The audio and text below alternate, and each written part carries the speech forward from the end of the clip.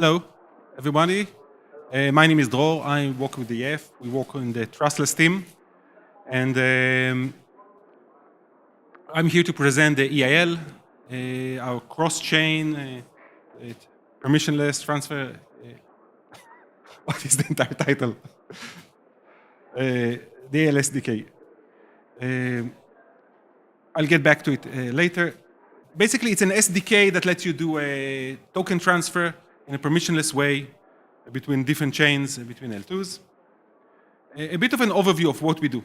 Here we see two operations I want to do. This is the simple example, like I want to execute something on Arbitrum, like I want to run a swap, or probably I want to do a proof first. So multiple operation I want to run on the first chain, and then I want to use it to do something else on the destination chain.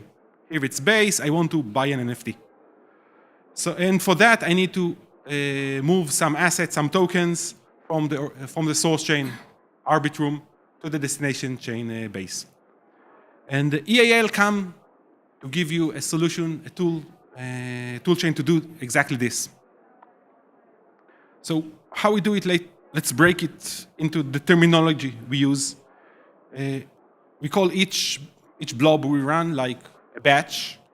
There is a batch running on the source chain, which will do run multiple actions, approval, and some action call.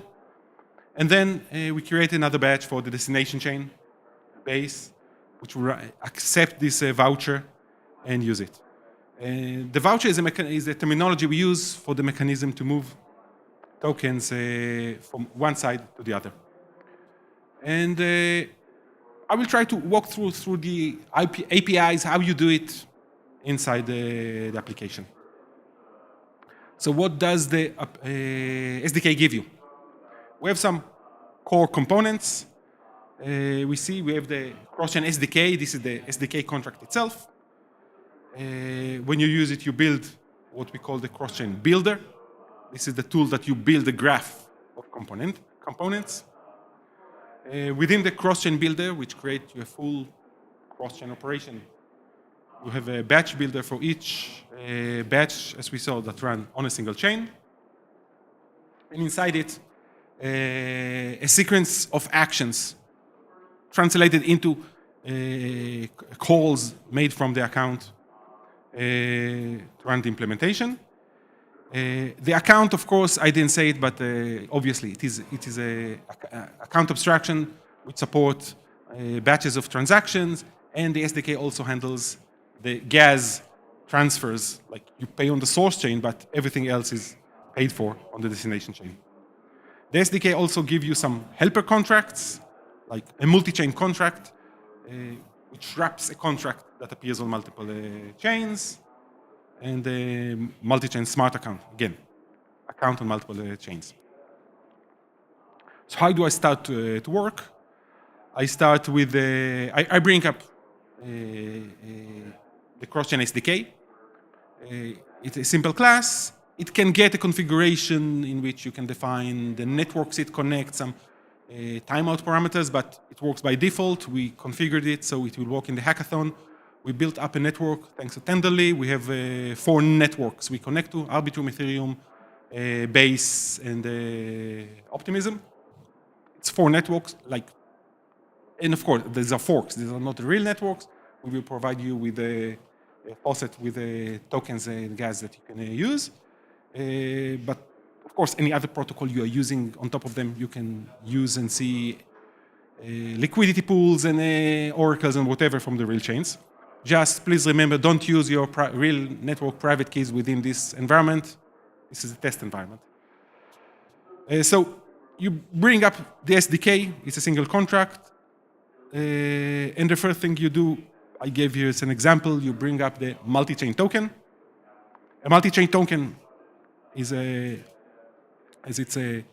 name and the chain and addresses it appears on. In the samples, we have a tokens file for several useful tokens, USDT, USDC, WC, but you can add more, whatever you like, for any token that exists on real networks.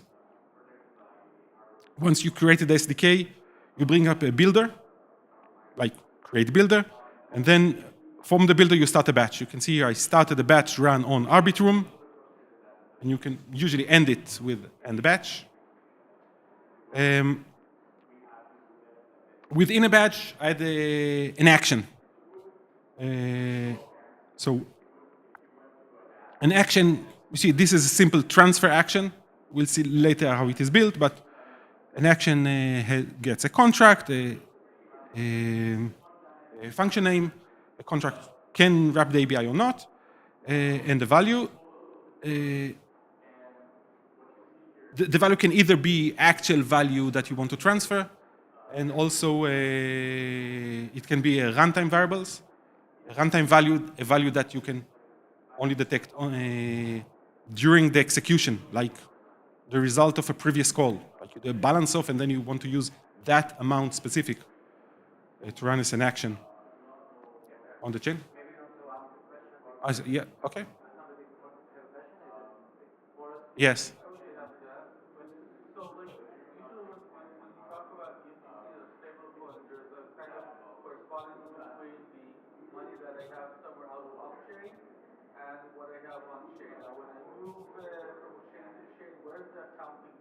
You have to keep kind of track of, how many were issued. And you're saying that, like, we move it as a kind of a burden. Not exactly. When you take real USD and buy USDC somewhere, yes, Circle did some work. They put this your real money in some treasury, I don't know, some bank account, and they mint you some USDC token. We are not doing that. You have USDC, but they support USDC on different chains.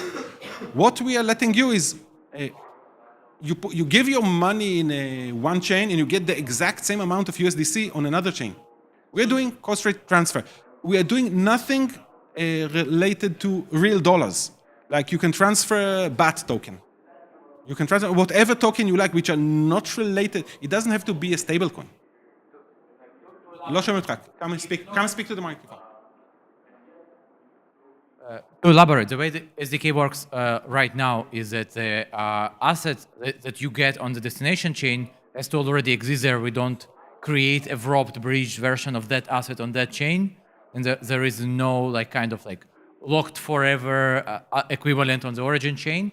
We are looking at it as an existing asset that is equivalent to the one on the origin chain. So if it does not exist, like some other projects, I'm sure, create the wrapped bridged version. And it's a question of liquidity providers. If they consider this to be equivalent, they can provide the liquidity. But in case of the circles, there is already deployment on very many chains. That's a great answer. Yeah. Okay, so we created a batch we want to run actions. Let's go deeper. What is an action? It's a wrapper for a function call, and it was built in a way that we can have more complex actions. So the basic action we already showed is a transfer action, like you provided a token. Usually it's a multi-chain token. When you add this action, it knows to use the right address of this token on this specific chain.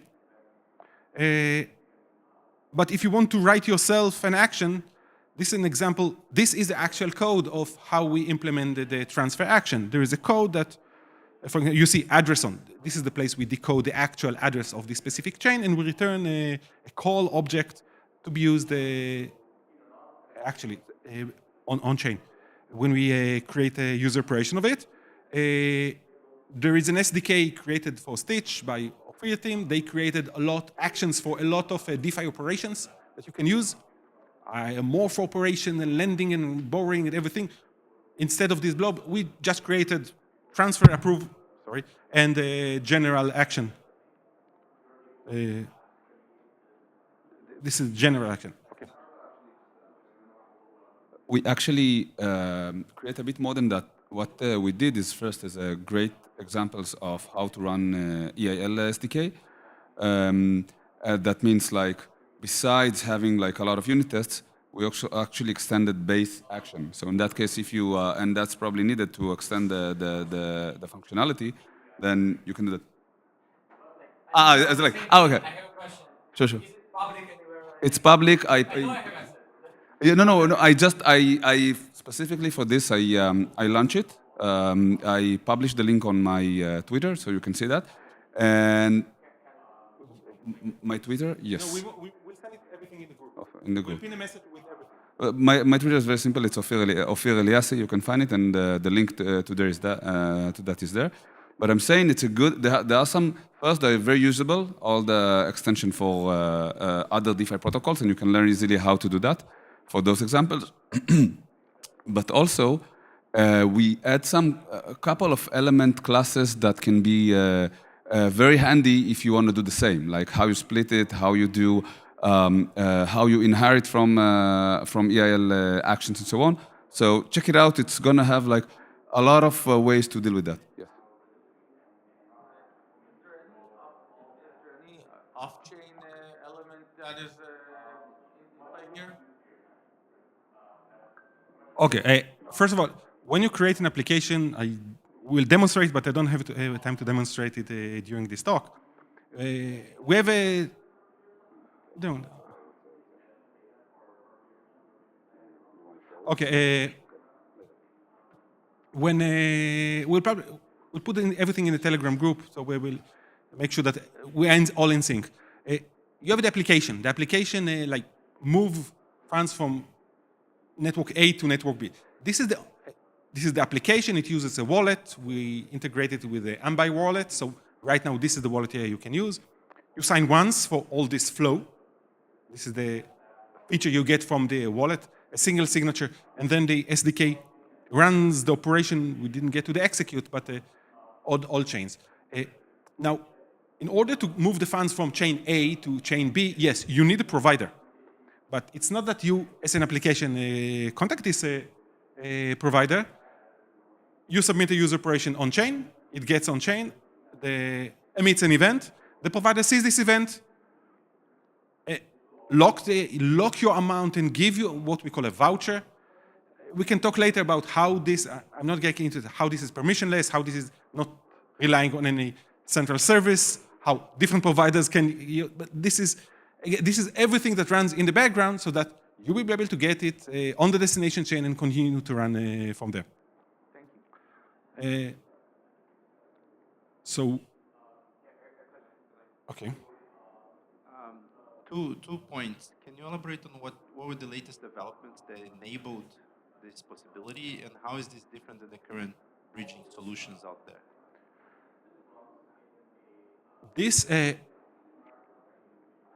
The idea here is how to do a permissionless cross-transfer and execution. With bridges, look, we had a 2-day permissionless talks about how bridges is centralized and how our solution is decentralized. And I have 5 minutes to talk about. I'll be glad to talk with you, but during this talk is a bit difficult to cover why it is permissionless.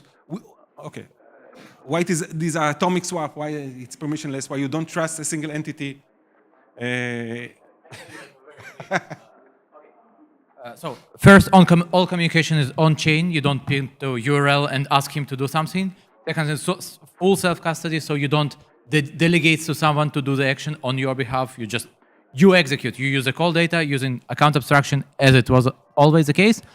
And specifically, it's optimistic. So like the liquidity provider provides it optimistically, but there is a full on-chain dispute resolution. So there is no like voting with the token that we issued, and then like the majority holder of the token decides the dispute. It's like on-chain using the state of the networks, and the networks are bound to Ethereum, so like it's immediately resolved. So there is no way for it to not to follow the rules of the chains involved. Like the chains involved, they have their own like set of things. Yeah. We want to. Oh yeah, let's. We're 2 minutes out. Okay. Oh yeah, sorry. Then I'll keep it short. There are no trusted entities in the system other than Ethereum and the L2s you are using. That's the only so we only trust canonical bridges for disputes. There is no oracles, nothing, like no components to trust. No one ever transacts on your behalf.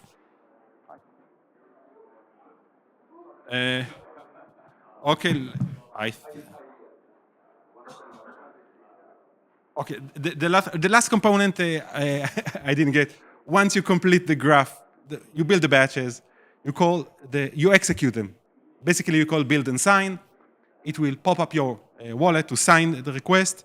And since the operation is multi-step, and you would like to show progress to your users, so it has a callback. It says, okay, I'm at this state, started execute, done executing, waiting for a voucher, executing next. You will set a set of callbacks or failed if there is some error, and it finishes this operation. We have 3 samples, one command line application, a simple capture the flag that performs 2 string operations on the chain, and a full-fledged DeFi application Stitch, which is much more complex and adds a lot of layers on top of that.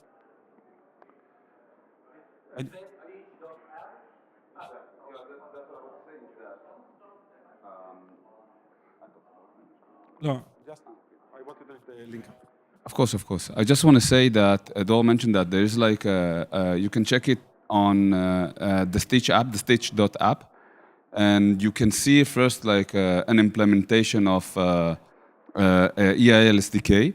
But also, if you can check logs, you will see in logs that we actually provided a very nice way of showing what's going behind the scene, and you can see exactly the event going and how the execution goes. Like the entire objects are shared there. So it's a good way to start to understand what's going on behind the scene, how the EIL SDK operates, because what's executed before what and how it's going to be. So check it out over there. It's going to be it's supposed to be very simple to understand, and it's going to help you to accelerate fast the development. Okay, any more questions?